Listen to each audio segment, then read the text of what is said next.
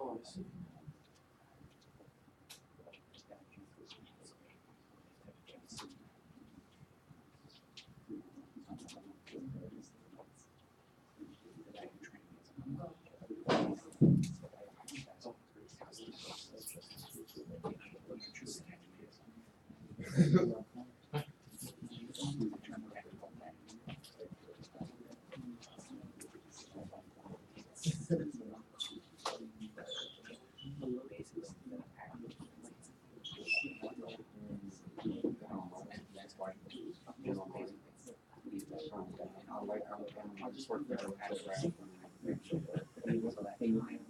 Hey Lonnie. Yeah, I'll get that in a second. We got some other stuff. Yeah, I like that. I got computer booting and then unbooting.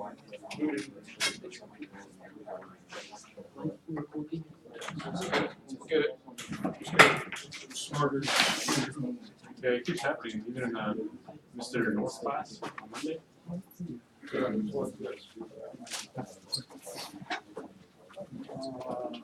Something, the guy didn't update it. Took us back to Atari days. He didn't help anything on that. Hey guy.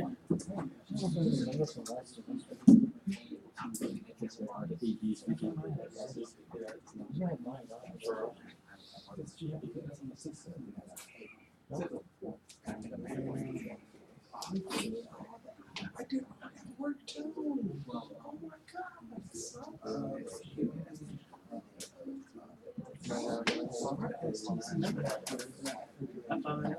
Hey Jay. He's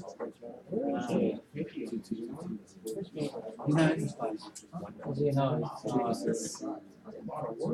I know he's in. He was teaching, he was gonna try to. He's been trying to, yeah, but You could continue to.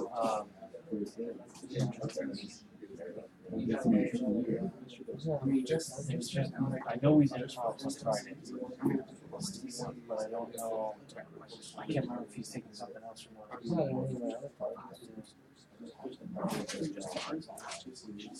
What's your number, Jude? It's 612. 612. 57.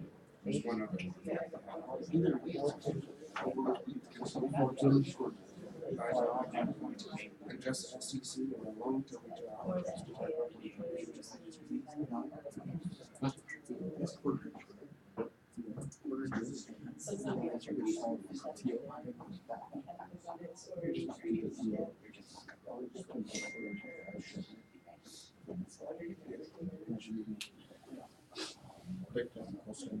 Name's Brian. Second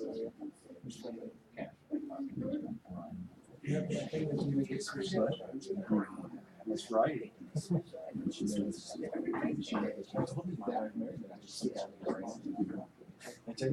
What's that? So, my brother-in-law made this box. So I have the pillow for a raise. He made this box. You know, her sister and their mom. So, hey, how's this look? Oh, that's great. So we get married. Everything goes smoothly. 6 months later, a friend of ours is looking at the pictures. And she goes, does that say great? My brother-in-law's like, you want me to fix it? What's the point now? Yeah, because he put on the box, Brian's from Elizabeth. But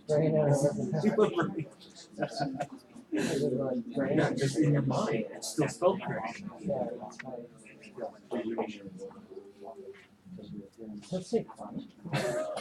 Okay, so there's a couple of different sites. Let me show you this because I was talking about the Snap-on deals for you folks.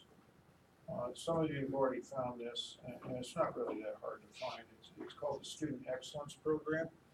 And as I don't know when I told you this, but I'm sure I did. If you get into this program, it qualifies you to get 50% off on your Snap-on tools. Now, I happen to like Snap-on tools. I own a lot of them. But I also own Matco, some Cornwell stuff. Some stuff just works better than others, and you'll kind of sort that out depending on where you're at, where you're working. I don't recommend that you spend your money over at Harbor Freight, not if you're going to become a professional mechanic. The one thing is the quality of tools isn't that good. You can always take the tool back to Harbor Freight if they happen to have it or still happen to stock it. They'll give you another one. And you probably get a free gift while you're there, some cheesy flashlight or something. But know that those tools just don't cut it when you start working with aerospace fasteners. And the reason I say that is because things on aircraft are built to an aerospace specification, an AS specification. And a lot of times tools, even Craftsman tools, they just don't fit. And so you can break a nut loose, but you might not be able to get your wrench back out of there because it's too thick and too clunky. And the other thing too is Craftsman used to be a great alternative to these high-end tools. It had the same warranty to it. It was less money, obviously. Though the Snap-on tools started to look like, the Craftsman tools started to look like the Snap-on tools in the fact that they were polished and nicely plated and all that. So that was a good thing. The people that bought the Craftsman tools really didn't want all that stuff. They just wanted something to work on their 39 Ford. You know? And so the Craftsman stuff worked perfect, worked okay. But when you start dealing with turbine engines and you start dealing with some of the better aircraft engines that are out there, for instance, you're going to find a place. Who's working on that 6-cylinder engine out there? So you guys, tomorrow night, you're going to take the exhaust pipes off of that thing. And you guys are going to be wishing to God you had this special little wrench to get down there. Now you probably get the nuts off, and you probably get the exhaust pipe off, but having just the right tool, a lot of times, and you can't get that tool at Harbor Freight, having just the right tool is the way to get those things off of there. And so the array of tools, I don't know if you ever seen a Snap-on catalog or not, but it's almost enough to choke a horse. There's so much stuff in there. It's all expensive. And let me tell you this too, is if you do buy a set of tools from Snap-on, start with just the stuff that we have on the list. I've set that list up a couple of times, and I modify it periodically. I've taken some of the clunky stuff off. 3/8 drive tools, you don't really need too many of those in aviation. Quarter drive stuff will do 90% of the work. You're going to need some 3/8 drive tools once you start dealing with the bigger aircraft fasteners on the airframe. But engines and most of the airframe work can be done with 1/4-inch drive tools. Okay? I already took my tool set out to the car, but I have a bag that I keep stuff in. And there's probably, a GI bag. Anybody know what those look like? They're probably this long and this bigger on their canvas bags. There's probably $4,000 worth of tools in that little crummy little bag. And the bag looks like it's been to hell and back. In some cases it has. But those are tools I can do 99%, it depends on the job, of the work that you need to do on a turbine engine and light aircraft work on the fuselage or the airframe. So don't start off buying a bunch of heavy duty tools that you can work on your Caterpillar with, because you're just going to be wasting your money insofar as aviation goes. You're going to be working on big stuff on the aircraft. Generally speaking, the employer's going to have those tools, the big wrenches to accommodate taking wheel nuts off and wing bolts and that sort of thing. Okay? So a lot of times you're going to work places where you're going to have a controlled toolbox. So don't buy a lot of stuff initially, but if you want to, tool storage, big boxes and all that stuff, don't bring them in here, please, because we don't have room for them. But bags, buy yourself a soft bag. You can keep your tools here. I bought those lockers there when we remodeled the building, so you can keep a soft bag in there. Don't buy a hard metal box, because we don't have room for that inside the building. You have to keep it outside, and God knows what happens to that stuff on the weekends. You don't want to buy a bunch of good tools and have them get stolen. So buy yourself some good quality tools. This is the link here. This is where you have to go. It's just called, you can just Google it, Snap-on Student Excellence Program. Then you get yourself registered on there. The Snap-on guy usually calls me to find out if you're on the good guy list and if you are really a student. And that's what I was telling these guys that I talked to this morning. One of them, Alec Kefis, he just happened to call me and says, how do I do this? And so I showed him.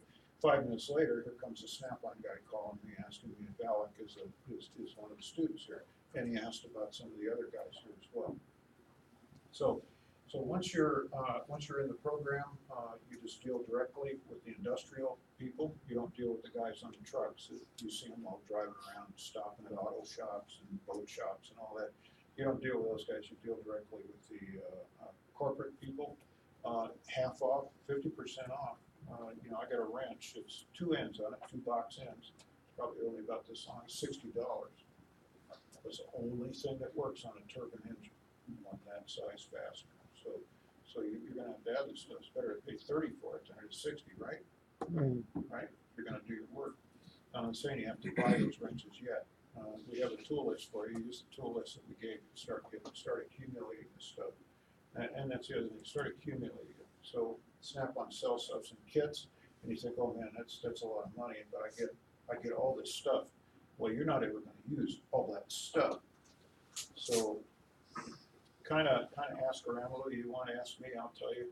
But the other part of this is that if there's a 12-piece set and you total up the 12 pieces, that's what the price of the set's going to cost you. You don't get a break because you're buying it in a set. That's the way Snap-on works, and most of the other guys do it the same way. So if you're going to buy that whole set, you're probably not going to need some of the wrenches in that set, realistically. Okay? So don't be buying stuff you don't need. A little dinky ignition wrench like this is going to cost you about $20, $25. Dinky guy. But you may not ever use the darn thing. Why spend money on it? So choose the stuff wisely. And for God's sakes, Piona today. Any of you know Piona? Somebody? Anybody? Okay, so he was in here today. He's got this Leatherman tool. Oh, now I know what you're talking about. Because he was, you know, in the Marines, right?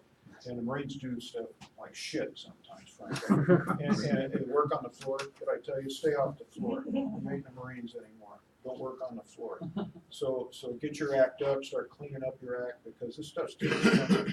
When stuff is owned by the people of the United States, that's one thing. When it's owned by a company or it's owned by an individual, you don't treat stuff that way, right?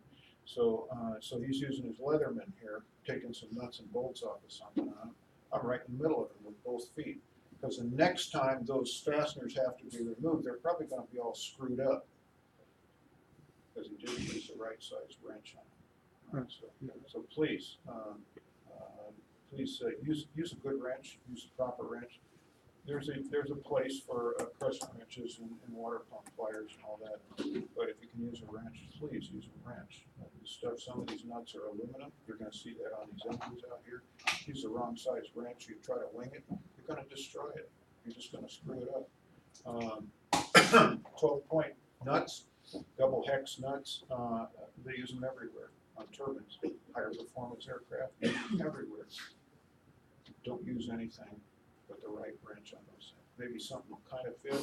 Maybe you open up your 159-piece set you got from Harbor Freight, and maybe fits pretty close because it's close to a metric, because you got metric and American sizes in there. Don't use that stuff. Use something good, because somebody's going to follow along behind you, and you might be that person. He's gonna use his Leatherman, and you got to come along and take that nut off later. You're going to be cussing him, right? And this always happens on Friday afternoon, about 10 minutes to 5. You're trying to get the hell out of someplace. So this is available for you. The other tool companies also have it available for you. Take advantage of it if you can. You know, it's a good deal. It's a smoking deal, actually. So I've kind of got all the tools I need, but I wish this had been around when I went to school, honestly. Okay, so there you go. I'll show you something else here real quick. Because like I was saying, Delta, they fling stuff our way every once in a while. And this is a little constant drumbeat. Right? So the drumbeat is always on to get us to share this stuff with you. And I'm more than willing to do it. This little video, they produce some videos for these partner schools of theirs. And let's find it here. So they want us to show you this stuff, so I'm gonna show it to you here real quick. Let me show you some other ones. Bookster, never heard of Bookster before, it's part of Vimeo. It comes up with a pretty good quality video.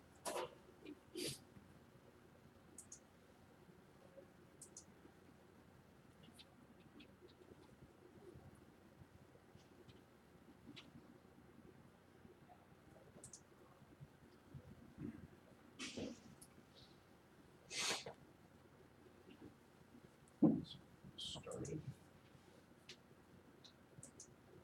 Oh, we got sound.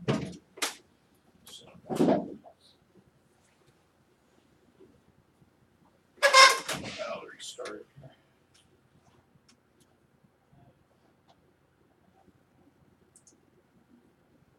You see that set of ignition wrenches you're talking about? Yeah, it's expensive, isn't it? I haven't seen the prices yet.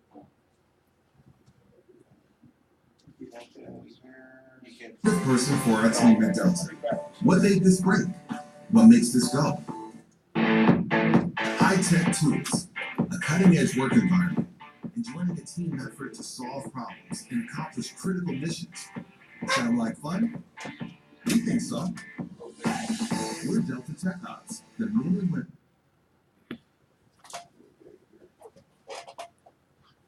And then responsible for ensuring the safety and mechanical reliability of more than 3,000 flights of Delta Airlines every single day. If you're interested in how things work, especially really big, really fast things, then you might be just the right kind of person for our team at Delta. What made this break? What makes this go? And how do I keep it going? On time, every time. These are the questions we live for. And as an aviation maintenance technician, they're the challenges that make the job fun. Those 3,000 flights every day carry nearly 500,000 passengers, so Delta's aviation maintenance technicians, or AMTs, have a critical role in keeping millions of people safe each year. Even the smallest part can cause big problems, so Tech Ops employees have a tremendous responsibility to achieve 100% perfection. From last-minute repairs that enable a flight to depart on time, to preventative maintenance checks and major offline updates and overhauls, Delta mechanics do it all. Tech Ops is made up of line maintenance, base maintenance, engine maintenance, and component shops. Line maintenance is responsible for solving issues with aircraft that are in service, so Delta has experienced AMTs working at airports all across the country. When a problem is reported on an aircraft, technicians will make the needed repairs right at the gate. This might be a minor repair, like fixing a seat or a lavatory, or major issues that involve adjustments to flight controls or the engines. It's one of the things our AMTs say they love most about the job. There's a new challenge and a new solution to find nearly every day. Line maintenance mechanics also work overnight, doing more extensive repairs and even travel to other cities when needed. More serious or lengthy repairs happen at Tech Ops base maintenance and in the engine and component shops. These workshops hold Delta's most cutting-edge tools and technology, and this massive facility in Atlanta is as big as 47 football fields.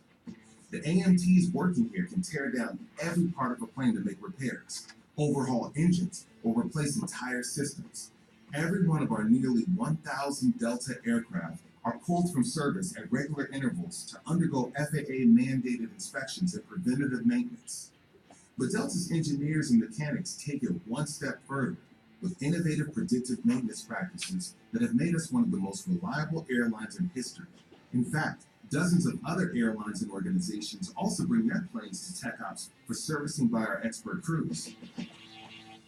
So, with the latest tools and technology, awesome aircraft, and an epic job setting, what else is there to love about working as a Delta AMT?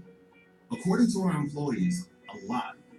A real spirit of teamwork among the engineers and technicians makes Tech Ops a very rewarding place to work. And AMTs enjoy above average pay and Delta flight benefits as well. Starting out as a new AMT can be challenging, but with plenty of room for advancement and opportunities at great airports all across the nation, most of our technicians find the job to be exciting and fulfilling. If it sounds like a good fit for you, come visit us online to learn more. We'd love to have you on our team.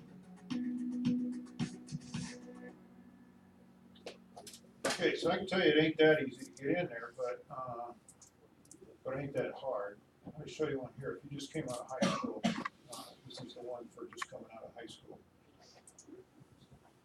Some of you act like you just came out of high school. What's up, guys? I'm Nico, and I'm here at Hartsfield-Jackson International Airport in Atlanta. Today, we're kind of behind the scenes. I've got my camera crew here with me. What's up, guys? And we're here at Delta's Technical Operations Center, or Delta Tech Ops for short. This is where the magic happens.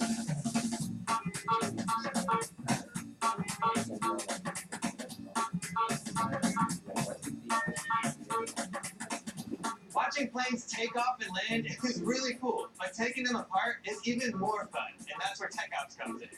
Mechanics here are called Aviation Maintenance Technicians, or AMTs for short. So they work to repair anything and everything on our entire Delta fleet.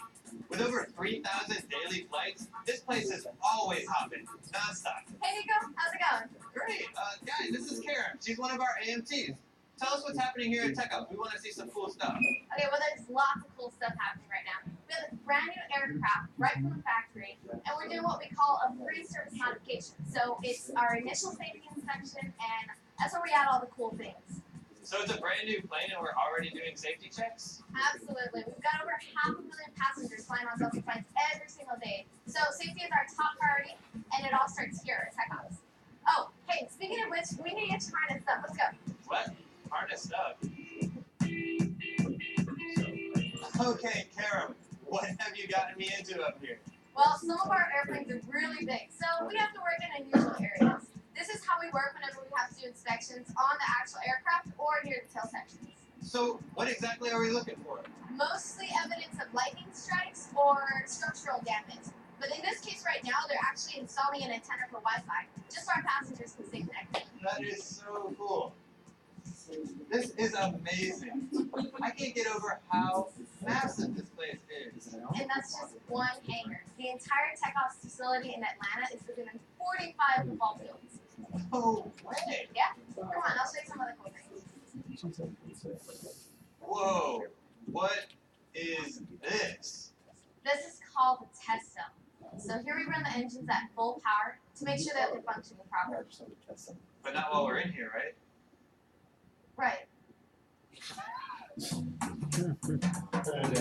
dumbass So, sound to it. you guys work on tons of parts of the aircraft. Well, we really have to know how to fix everything on the airplane, whether it be the seats in the passenger compartment, the landing gear, hydraulics, even the instruments in the flight deck. And that's something that our mechanics love about the job. There's always something new to do, a new puzzle to solve. So, all of this work happens right here at Tech Ops? Well, this area here is called base maintenance, but actually most of our quick repairs and inspections happen on the flight line, or line maintenance. In fact, I work out of Los Angeles Airport. Wait, you live in California? Yeah. I feel a montage coming. So, Your name here? yeah, that's good. Yep. Yeah, cool. Then just throw it back in my box So here. this Alrighty. is line maintenance. We do a lot of inspections and repairs at the gate between flights. So there's a lot of pressure on you guys when all these flights are waiting on you to leave. Absolutely. We have to quickly repair anything that's been reported and sign it off before the time is completely late. The cool thing about Delta is that we have one of the best on-time records of any airline, which means our AMTs are some of the best in the business. Well, who knew all of this was going on to your airport every day? What a cool place to work. So, do you get to test drive the plane? Well, we get to taxi them to the hangar and back, but we leave the flight for the time. Delta does offer some of the best flight benefits, though, and we get to fly anywhere in the world for free if they have to. Nice. Yeah, wanna check out the flight deck? Yeah, of course. Wow, so much cool technology.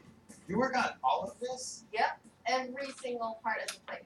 So, besides getting to solve problems every day and work around these cool jets, what are some of the other things Delta people really like about this job?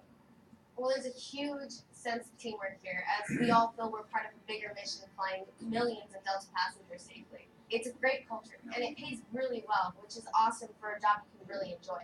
Yeah, sign me up. Well, thanks, Karen, for showing us around today. I had a blast. Are there any last words of advice? I mean, I know I've got some friends here who would really like to know more about being a Delta AMT. What should they do? really hit up the math and science classes. Those are really important. Shop or learning classes will be very helpful. There's also some colleges that will offer courses specifically for AMC licenses. We're always looking for up-and-coming mechanics who like to tackle a challenge and be part of a world-class team. We'd love to have you. Sounds great. Well, you heard it from her. We look forward to seeing you out here soon. There you go. That's your cheerleading for today. It was pretty chipper. I did like that. I think that, you know, it's a funny thing. You're sitting next to somebody who works for Delta, right? And he's probably going to be able to tell you that he'll verify that what I'm about to say is that I've never been around so many damn happy people in my life. You know, everybody works hard and they're all happy, mostly. They are attentive. They're there in the present, doing their jobs, not on their phones all the time. Some of them sneak in a little bit, but you gotta kind of pay attention to what you're doing. How much fun is it sitting in that cockpit, in that flight station, Pretty cool. when you're moving that airplane around, right? Yeah, it's kind of like you start taxiing those things. You think, this is okay. This is pretty okay. You know, moving them around the airport. So you got to know that it's probably one of the better airlines to work for. There's a few of them out there that are very good. Some very small ones that operate like families. Alaska has a good reputation for their employees. They all get along well. FedEx seems to get along well. UPS, they're all kind of the top tier guys, and then there's some of the other ones that are maybe just a tiny bit less, and then there's some that are kind of way down there, like WOW or Norwegian and those kind of guys. But it's a pretty nice place to work, actually. They pay you good, but they want you to work. They didn't invite you there just because you needed a job, you know. I lived in Georgia for a while, and I knew a whole bunch of guys that were 25, 30, 35-year veterans of the Delta engine shops. Mm-hmm. They loved it. Yeah. You know, they've been there for 35 years, so Yeah. they definitely loved it. I took a tour of that hangar last summer. Mark and I were back there, and yeah, you're just looking so we were back there for the conference, and we spent considerable time there. We took a tour of the hangar and went back again, and it was really nice. We got to poke our head around some places that the tour didn't go. I mean, I used to work in a jet engine overhaul shop for a period of time, and so I was back there. And these guys are like old home week, you know. Hey, how are you? You know. So I told them I had worked on these things, and made them a couple of suggestions on some equipment, some tooling that they might want to construct. And boy, the next thing you know, we're talking about bass fishing. They're fishing back there, right? So we said they're just really nice people. They're engaged, and they know as much as anybody does. They're not any smarter than the rest of you are, just they have experience. So know that you've got a good opportunity here, and a special opportunity working with Delta, because they came to us. We didn't come to them. This is damn the same. I'm not sniffing around all the time trying to set up some cool deals for you folks, and here they come, barging in the door. Hey, we want to look you over, and so I thought that was a pretty cool deal, and so we set up this little agreement between us. And now these other guys have gotten in on the deal. There's probably 28 schools across the country. There's 160 some odd schools, between high schools and pay for school and public schools and all of that. And we are right in there. We were like one of the first 2 or 3 that were accepted by Delta. So it's kind of a company makes us feel good. You know, they walked in here and thought, oh, it's a pretty nice place. Some of these places, I've been to the school in Hawaii. They do a good job there, but they got no room. They're like a quarter of the size of our shop total, including airplanes. So Hawaiian Airlines gave them a DC-9 with no engines on it. The thing sits out there dripping oil all over everything. It's a giant mess. And they've got stuff stacked to the ceiling because they don't have any storage, they don't have any space. Their school district treats them like crap. So we are blessed. We spend more money than any school on this campus. We spend probably over $100,000 a year just for you folks. So we get good stuff. We got more good stuff coming. We're building a test cell out here. We're trying to do a really good job here. Most of these schools that are that we're dealing with or that we're competing with don't have it as good as you guys do. So know that you got a pretty groovy deal here. Delta's been good to us so far. We got more stuff coming. How many of you are going to be here for another year? Probably another 2 semesters. Okay, so you're going to see some of the benefits of that stuff coming. We have computer-based training coming. We have some heavy jet training coming for you. We have some stuff coming from Delta. They're cutting up all their MD-80s, and so there's a lot of equipment that's available that we'll be snatching up out of those deals. So we've got our foot in the door. We're looking pretty good. Okay, so enough of my blabbing here. How many of you let me just ask you this a couple of questions real quick, because I get asked this from time to time. How many of you would relocate to get a pretty good job with an airline? I mean, some of you want to stay here with mom. As long as it's outside California. How many of you live in the basement? No. So quite a number of you would relocate. How many of you came from somewhere else before you were here? And so that's probably one of the reasons. And how many of you want to work on heavy jets or turbines? Probably most of you. Okay, good. I have to tell you too, the business aviation world is also good, and the commuter world is also good. There's a lot of that business going on. We have 3 or 4 of our alums working in Lincoln, Nebraska. How many of you ever thought about going to Lincoln, Nebraska? I didn't think so. Okay, so let me tell you this about the mid part of the country. So we live on the west coast, so we're the left coast, or the right coast, depending on how you want to call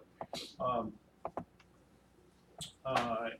What you find is that it's a different breed of cat on the coast, but the Midwest is a whole lot slower lifestyle. It pays pretty good. The cost of living is a whole lot less. We have those 4 guys working in Lincoln, Nebraska. First there was 1 went there, and then there was 2, and then there was 4. 3 of them work in the jet engine overhaul shop at Signature Aviation. Signature Aviation is a huge FBO. I mean, it's a big deal. Business aviation is a pretty good size entity unto itself. And the reason Lincoln it attracts money and heavy airplanes in the business world is because there's a lot of agribusiness, a lot of farming, and there's a lot of insurance companies based out of there. So insurance and agribusiness is cubic dollars. It's just dollar upon dollar, and it just makes more money all the time. It's just money churning is what it is. And so the guys that work in that business, live in that area, or have to go someplace else, take these biz jets all over the place. We're talking Global Express, Gulfstream 5s and 6s. We're talking small RJs for companies.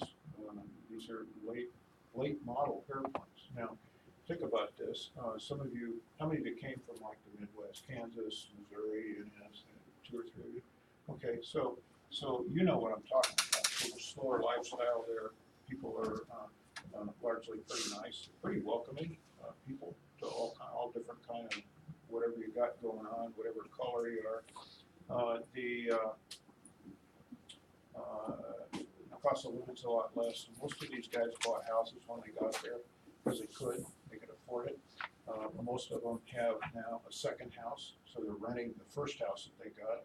They're starting to accumulate some wealth. And now these guys have been gone from the school here maybe 6 years, 6, 7 years. And so they're able to do this after 5, 6 years. And they all have wives that work. They have kids, 3 or 4 kids apiece. And so if you're into that family environment type of thing, it's a really good thing. I had a friend when I was I used to do, and I still do from time to time, some contract work for Pratt & Whitney. And I was working down out of Roar, down in Chula Vista, which became BF Goodrich, which became Hamilton Standard. It's probably going to change to something else here before long, but I was working with this kid down there, he was an assembler, and you work in the assembly lines. Assembly doesn't pay very much, it tops out at probably $25 an hour. And his wife was working, they got a couple of kids, and he came up to me one day and said, "What, I gotta get the hell out of here, these gangbangers are making me crazy." He lived down in that area, Chula Vista or National City. But you live where you can afford, and he didn't like the crowd around there. And I said, "Well, why don't you go to work for an airline? You have the skills." The kid had the skills, he didn't have the A&P. So he came up here, finished his A&P. Now, this kid started work at 7 in the morning, like a lot of you, and he finished at 3:30 in the afternoon. And he raced up here and went to school. So he did that, and he said, "What do I do now?" I said, "Well, why don't you try FedEx?" FedEx was hiring at that time, and so he says, "But I got to go throw boxes." So everybody throws boxes at FedEx, and that's because they want you to know how the business works. So over in Sorrento Valley, there's a place to throw boxes. So he got his A&P, still working down there. He'd go to work at 4 o'clock in the morning to go over and throw boxes over here in Sorrento Valley. And then he'd go to work at Roar, and then he'd go back over there in the afternoon and throw some more boxes until about 6 o'clock. And then he'd go home and his tongue's hanging out, and he'd just fall into bed. He did that for 6 months, and finally there was a posting up on the board. They always hire from within. And he did that, and he picked that job up. The job was in Anchorage, Alaska. He said, "Man, I don't know about this. I'm a homie from Chula Vista." So I said, go on up there. Take your wife up there and look around. So he did. FedEx liked him. Now this guy really had not a lot of heavy jet experience. He worked on engines down there, but he didn't really do any maintenance. All he was an assembler. So he went down, and they liked the guy. He put him to work. He went up there, took his family up there, and he won't come back. His parents still live down here. But the thing about this is, when you work for the airlines, is you can travel. It's not always super convenient because they're selling seats like they're going out of style. But if there's space, you go anywhere. Freaking anywhere. If you're a little bit flexible, maybe you have to go to New York to get to Miami instead of going straight to Miami, but you could get there. So he flies back here, flies the family back to see Grandma and Grandpa. Grandma and Grandpa fly up there because they're included in the deal. And he flies to Hawaii about 5 times every winter because you don't see sun up there in Alaska in the winter time. So he flies his family down to Hawaii. And they all go for a little vacation for a week or two. Pretty good deal. Pretty darn good deal. Yeah. So that's how he lives his life. He bought a house, rents it out, has another house now. Anchorage has got the problems every city's got. It's got drug dealers, it's got homeless people, and all the rest of that. But he lives there just like everybody else does in that area. Just bought this house.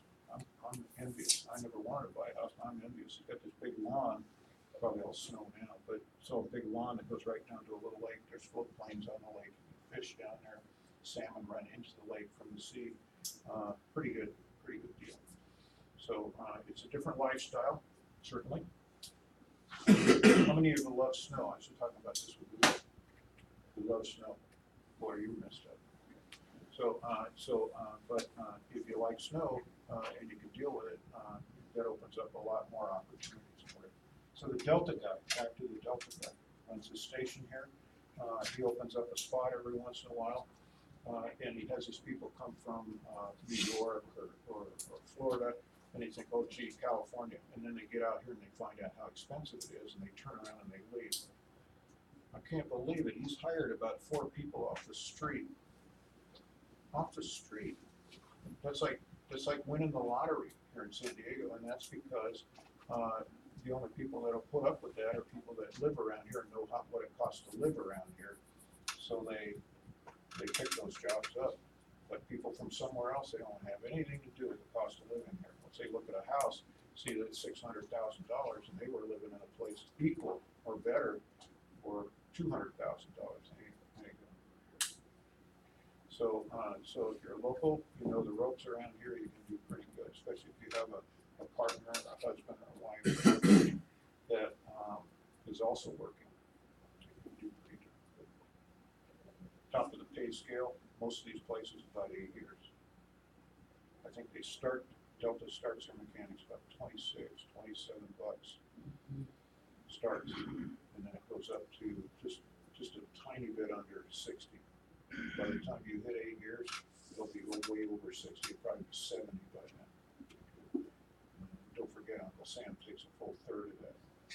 That works out to be about 120, 130,000 a year, no overtime. There's always lots of overtime. Plus you get the benefits on top of that.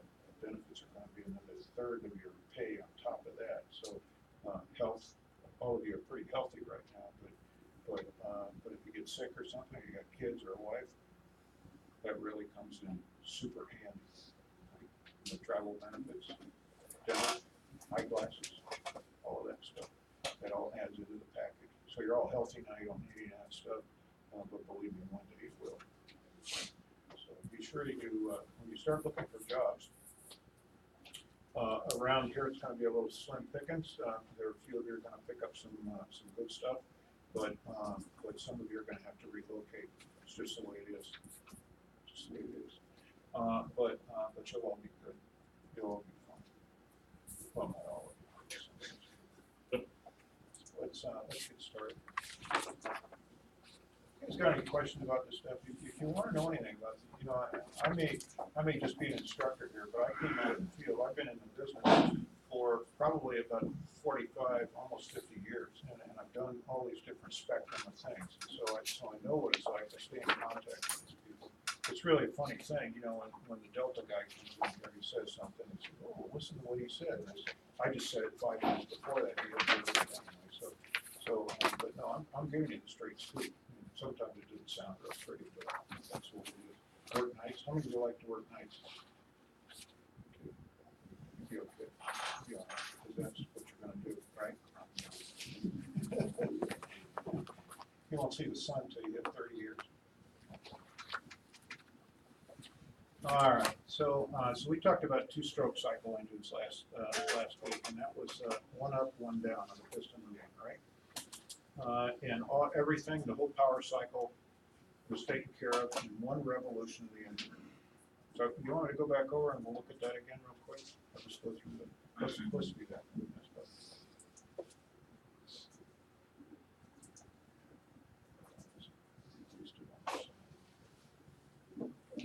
Let's go back up here and I'll just go through the pictures.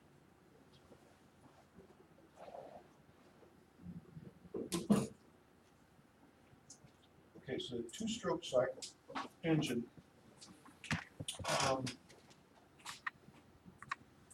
two-stroke. We got the piston, we have the connecting rod here, we have the crankshaft here, and we also have this counterweight on here, which adds mass to the crankshaft. But the other thing it does, it counterweights or it balances the impulse, the power impulse from the piston. So it puts more weight in the crankshaft so that it has momentum. Once you get it moving, it continues to turn up against compression. So we got this little funny looking little carburetor here. Oh, excuse me. We have a reed valve. This reed valve is like a check valve, one-way check valve. It allows air and fuel to come through the carburetor into the crankcase. As the piston comes down, it's going to compress all this inside the crankcase, right? Did you guess? Just nod. Everybody nod. Okay, good. Okay, so as it starts going down, it starts pressurizing the crankcase, and it takes that air-fuel mixture and pushes it up through that port. You're going to see that port right up here on the side. It's going to, as soon as that piston comes down past that port, it opens the port. And as it does that, that pressurized crankcase is going to allow that air-fuel mixture to be pushed into that cylinder. So then it migrates into the cylinder. Now the crankshaft is starting to push back up or come back up. It's going to push the piston back up. As the piston goes back up, you can see over there on the right-hand side, there's a little bit of fuel is going to be dumped. It's just going overboard. It's wasted fuel. Now, if that port was closed, would it be as easy for that air-fuel mixture to go into the combustion chamber? Anybody? Somebody? Create vacuum. Doesn't create a vacuum, it creates a pressure wall in front of it. So what we do is we open that other port and it allows that air-fuel mixture to flow in there. So what we're doing is, the other way to say that is it increases the ventilation of that cylinder. Does that sound logical? Anybody? Yeah. Good. All right, so piston's gonna go up, it's gonna close off both those ports. It's also squeezing the air-fuel mixture, compressing it, and we're gonna ignite it. When we ignite it, just a little bit before top dead center, that then starts the whole process all over again. Does that make sense? Some of you kind of look like you got that glazed up. How many have been here all day, or are you just getting here? All day? Getting here? Just getting here? Rest of you wake up. Alright, so there's that. Now we're gonna go to the four-stroke. The four-stroke is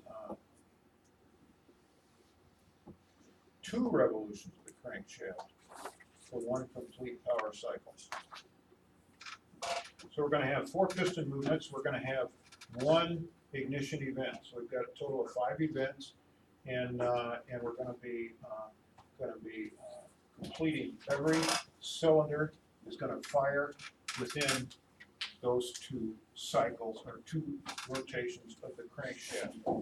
Additional parts that you're going to need for a 4-stroke cycle engine is they're not as simple. We add a layer of complexity to this. We're going to have these parts right here: the intake and exhaust valve assemblies. We're going to have the camshaft.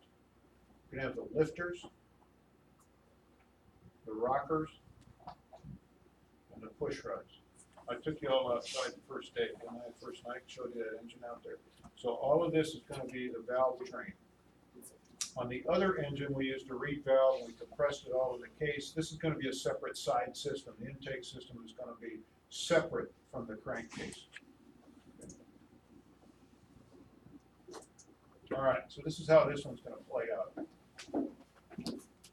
So we've got the rocker up here, we've got the spark plug, we've got the exhaust side, we've got the intake side, we've got a push rod, we've got a camshaft that turns here. As that camshaft turns, it's going to push that push rod up. The rocker is on a fulcrum. It's going to push this tip down, and when that tip comes down, it's going to open this valve. When it opens the valve, it's going to create a suction because of the movement of this piston. It's going to create a suction inside this chamber here, and it's going to draw the air-fuel mixture in. Now, when we fire the air-fuel mixture, it's going to push the piston down. The piston's going to come back up. This valve here is going to be open when the piston comes back up, and the exhaust is going to be allowed to escape. Now know that the crankshaft is going to turn twice the speed of the camshaft, or the other way to say it is the camshaft is going to turn half the speed of the crankshaft. Okay, so we're going to start turning this. Yeah. So this is the overhead valves? This is overhead valves on this. Yep. Yeah. There's some other valve configurations, but know that that most of the aircraft engines are going to have overhead valve systems. All right. Okay, so here we go. We're going to start turning the crankshaft here. The piston's going down. You can see the intake is now filling.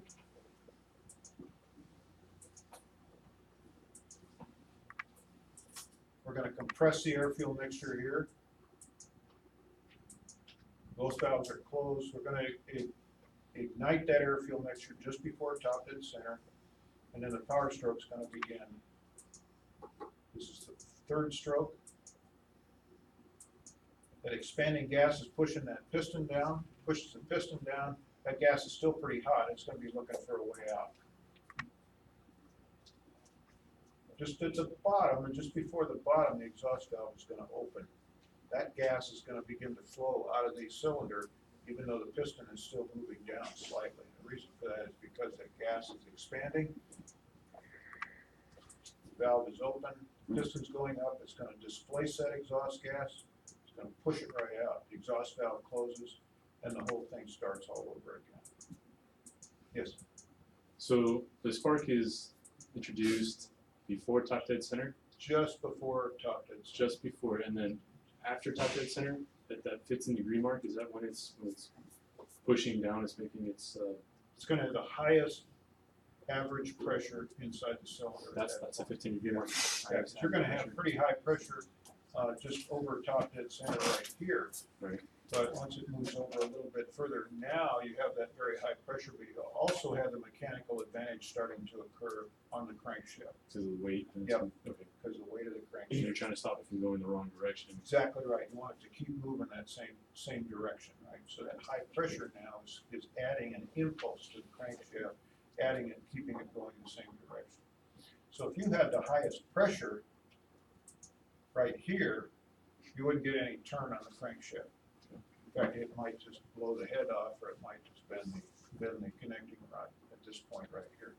So that the timing of the ignition event is super important. It has to occur before top dead center. If it occurs right at top dead center, it's going to try to break something. Hey, Lonnie, what controls the valve exiting? in This the here, exhaust? the camshaft. It controls both valves? Yeah, well, yeah, it does. So I've just got one valve shown, but it also, this camshaft has a number of lobes on it. And when we get to camshafts, I'll show you that, but the short answer on that is there's a lobe that also controls the exhaust valve. Yeah. So they're both controlled by the same piece of equipment. Just like I got lazy and didn't want to draw in another one. So there you are. That's how it works. 4 strokes and 1 ignition event. So this Powell's angle occurs at about 15 degrees after top dead center on the power stroke. Everybody got that? About 15 degrees after top dead center. Now when you come to the ignitions class, you're going to hear that again. You're going to hear it all through all the engine courses here.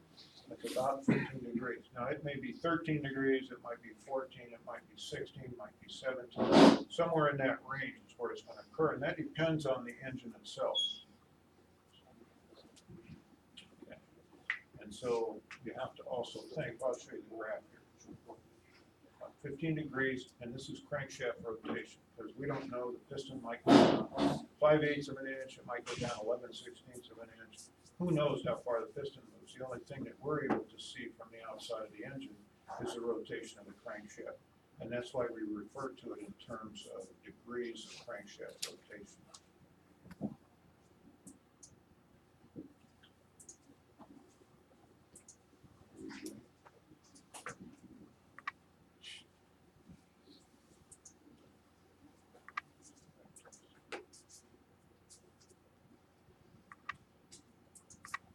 Glad he updated this. All right, so this is a crankshaft rotation here. It's half a turn of the crankshaft. It's 180 degrees. Top dead center, bottom dead center. You can see that 90 degrees is straight up off of that. I'm going to add in a couple of things here. This is the pressure wave in the cylinder. So about 15 degrees, you can see is the highest point. We call that break mean effective pressure.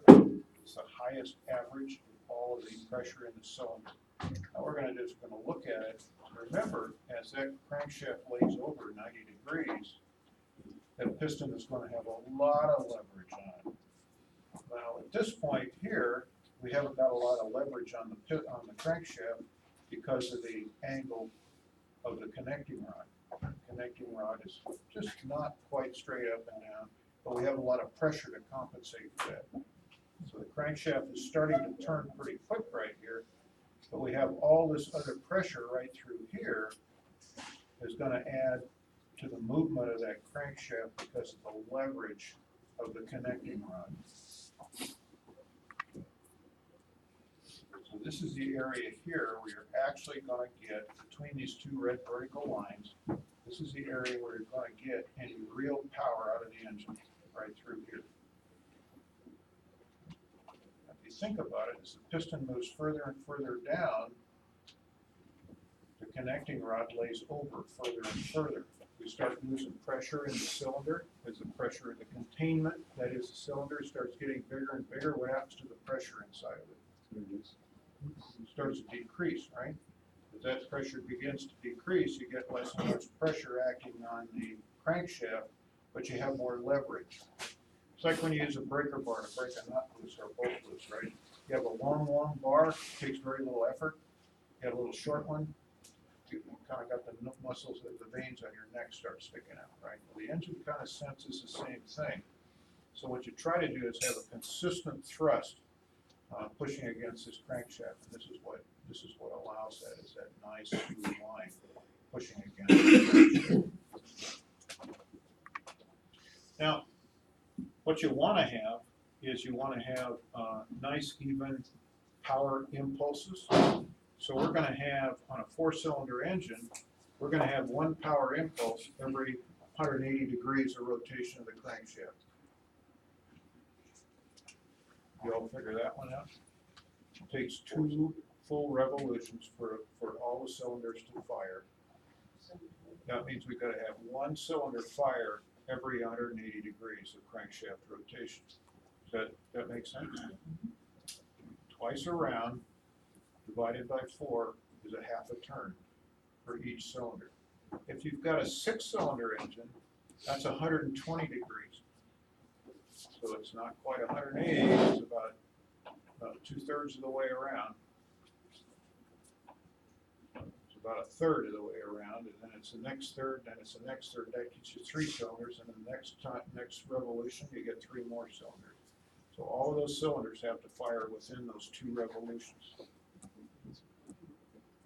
On a radial engine, most of which are odd number of cylinders, so let's say you have a 9-cylinder radial engine.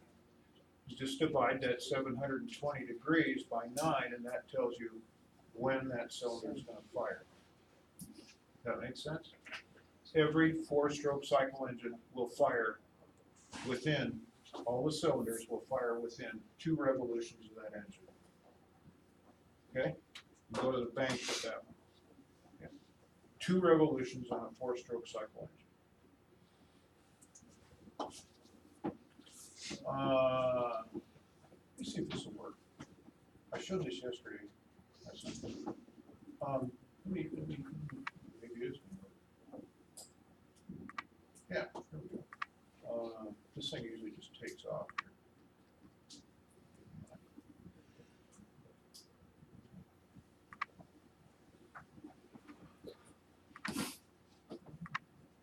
I did it yesterday. Take this down here. Some of you are in my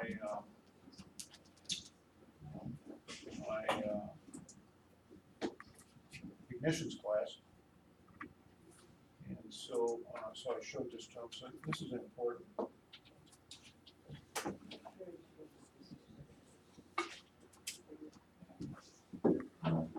It kind of explains a lot too.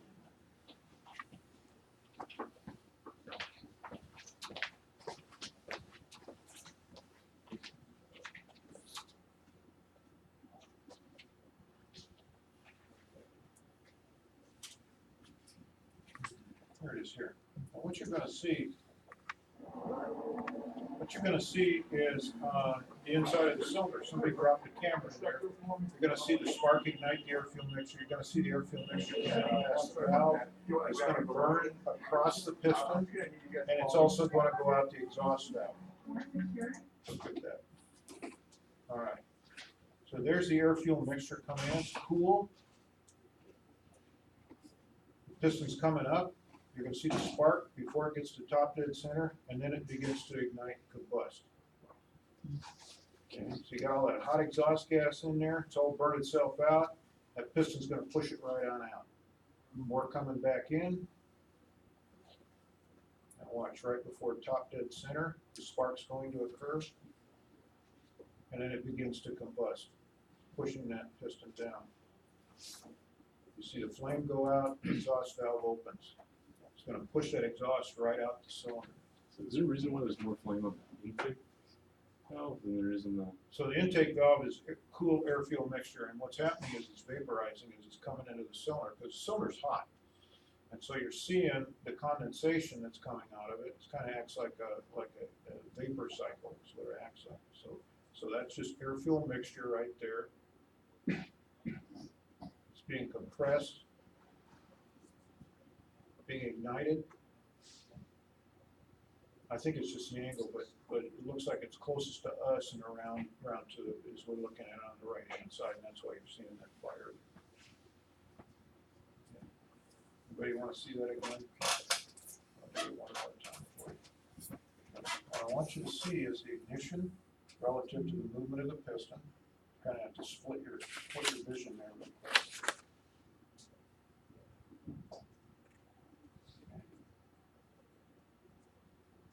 So that's what's going on inside the cylinder. Now this will happen so darn fast, you think that it doesn't take any time for it to happen. Because the engine is turning so quickly, you have to have a little bit of time for that spark to occur before the piston gets to top dead center.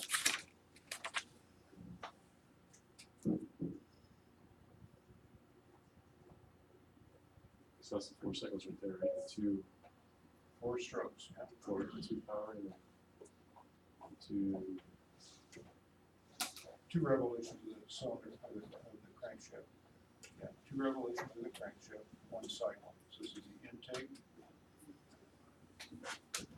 compression, the power, and it doesn't show you much of the exhaust, but you see the exhaust valve on the next one on the left. 4 strokes, 5 events. Each one of the strokes is considered an event. When you use Groupon in your neighborhood, you're not only Sounded like okay.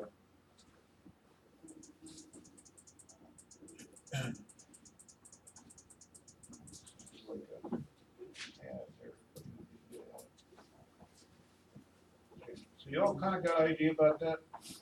Kind of thinking about that a little bit now? Okay. But this is what we're going to be talking about out in the shop, and this is what you'll be dealing with out there tomorrow and for the next 16 weeks as well. And you can see that on Gizmodo. You can see it on YouTube if you want to go back and look at it.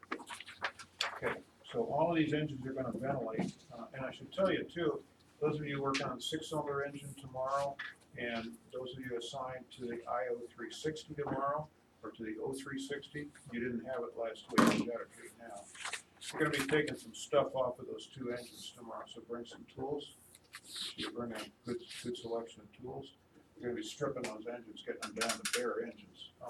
And the 360 has an engine mount on it. We're going to be taking off. Mark wants that. You'll be taking the baffling off, the harness, and some other stuff. So bring some tools so that you can work on those. The rest of you will still be working on service bulletins, AD notes, paperwork, making sure you get your receiving inspections completed. Because next week, not tomorrow, but next week you'll be pulling cylinders out. So my plan is to go over cylinders in this class next week, so that we kind of tie the 2 together, tie the 2 classes together. So when we talk about cylinders here, you'll be pulling them off out there, and then the next week we'll be talking about pistons, and you'll be fooling around with pistons out there. Okay? So be sure to bring some tools if you're in that circumstance tomorrow. All right. So the ventilation on the engine, we talked about this a little bit already, is we're going to use poppet valves, is what they're called.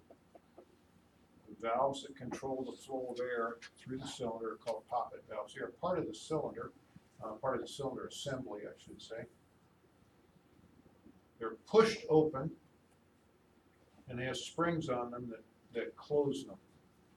So they're only pushed open. The springs cause them to close. If you take the pressure off the valve, the spring causes them to go closed. Okay. So they use a linkage to the camshaft. The camshaft is a long piece of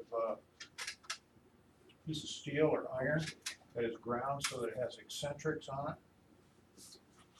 Those eccentrics, as they turn past the lifters, they push against the push rods.